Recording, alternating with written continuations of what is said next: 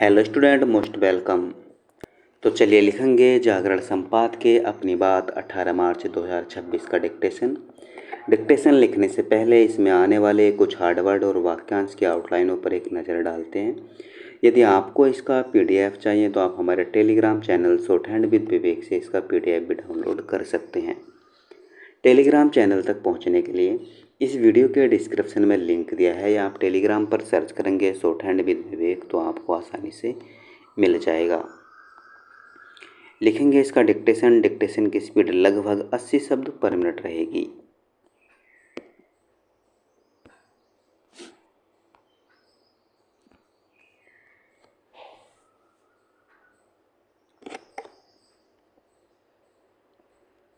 तो चलिए dictation start करते हैं 5 सेकंड बाद।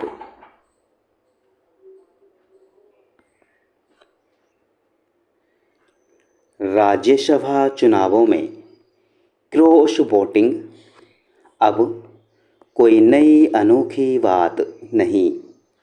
आमतौर पर हर बार राज्यसभा चुनावों में कहीं न कहीं क्रॉस वोटिंग देखने को मिलती है, अर्थात दल विशेष के विधायक किसी अन्य दल के प्रत्याशी को वोट देने का काम करते हैं।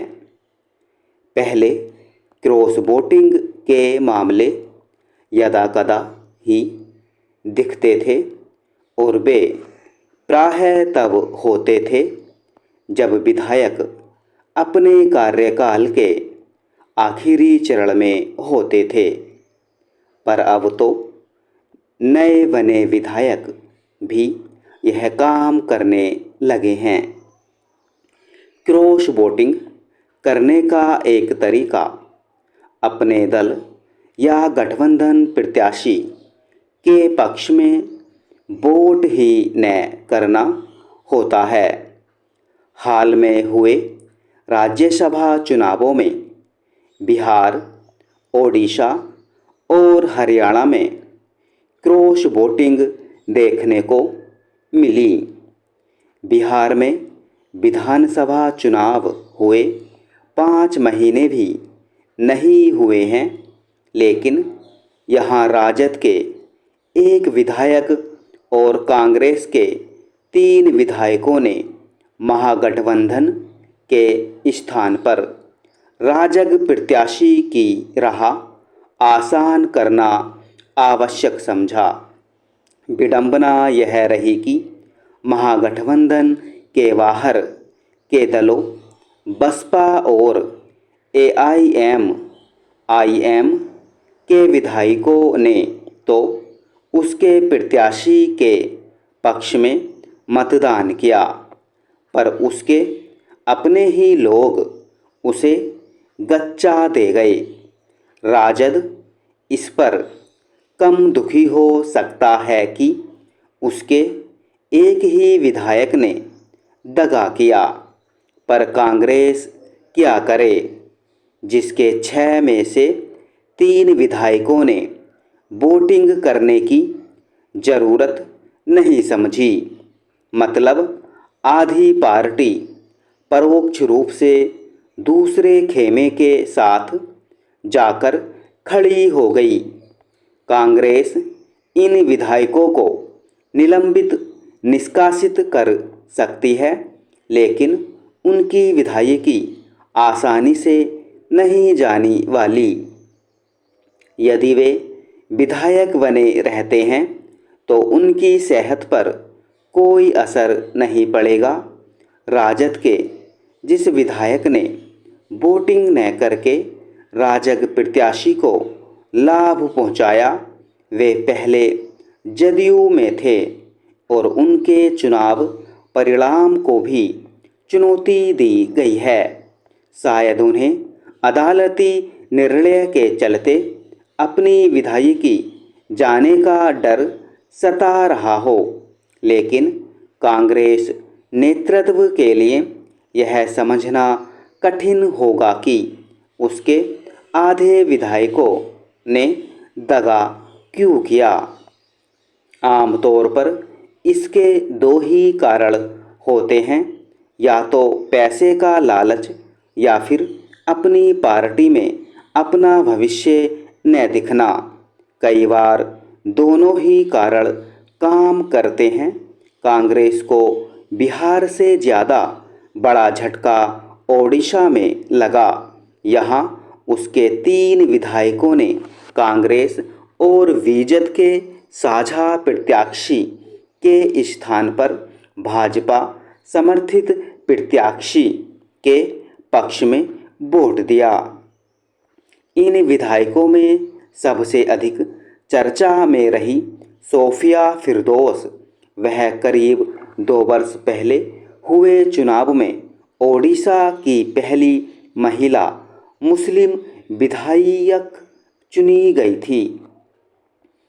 कांग्रेस ने सोफिया के साथ क्रॉस वोटिंग करने वाले रमेश जेना और दशरथ गोमांगो को निलंबित करते हुए कहा कि उनका भविष्य उज्जवल था, पर वे शायद ऐसा नहीं मान रहे थे।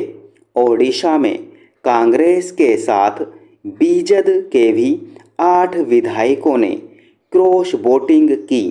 यह बताता है कि नवीन पटनायक के सत्ता से बाहर होने के बाद बीजेपी अशक्त होती जा रही है।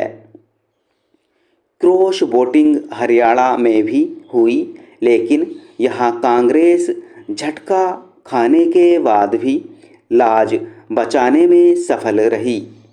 यहाँ उसके 5 विधायकों ने क्रॉस वोटिंग की। उसके भाग्य से इसके बाद भी उसका प्रत्याशी जीत हासिल करने में सफल रहा। यहाँ कांग्रेस विधायकों के 4 वोट अवैध भी पाए गए।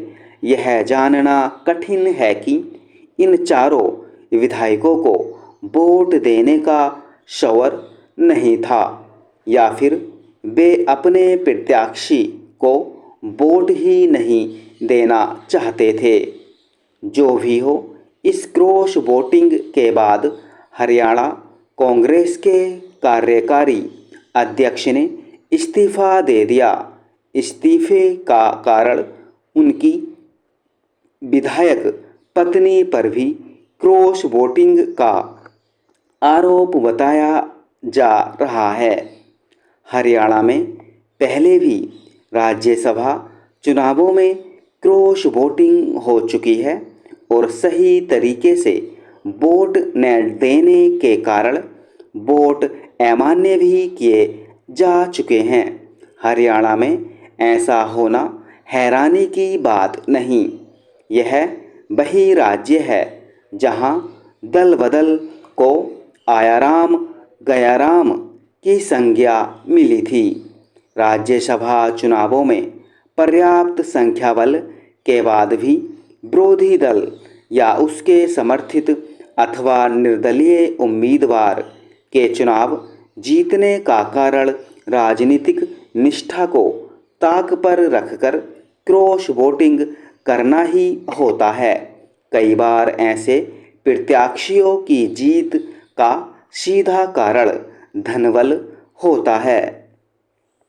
यह किसी से छिपा नहीं कि धन के सहारे वोट खरीदकर राज्यसभा चुनाव जीतने के मामले चर्चा में आते रहे हैं। ऐसी चर्चा की कभी पुष्टि नहीं हो पाती, लेकिन सब जानते हैं कि हर तरह के चुनावों और यहाँ तक कि सरकारों के विश्वासमत प्रस्ताव के समय भी धनबल की भूमिका देखने को मिलती रही है। यह भूमिका इसी कारण देखने को मिलती है क्योंकि अब दलीय निष्ठा और राजनीतिक विचारधारा का कहीं कोई मूल्य नहीं रह गया है। आमतौर पर हर नेता विचारधारा की दुहाई देते हुए ऐसे दावे करता है कि उसकी राजनीतिक लड़ाई वास्तव में विचारधारा का संघर्ष है, पर अब ऐसी बातें महज दिखावा हैं। इसी कारण हर तरह के चुनावों के समय पाला बदल होता है। विधानसभा या लोकसभा चुनाव करीब आते ही नेताओं में थोक में दल बदल करने की होड़ लग जाती है। हास्यास्पद यह है कि तब भी दल बदल करने वाले विचारधारा की दुहाई देते हैं। उनकी दलनीय निष्ठा और विचारधारा रातों रात बदली जाती है। चूँकि सभी दल पाला बदल यानी राजनीतिक अवसरवाद को पराश्रय देते हैं, इसलिए भारतीय राजनीति धीरे धीरे विचारधारा और राजनीतिक मूल्यों से विहीन होती जा रही है। स्टॉप।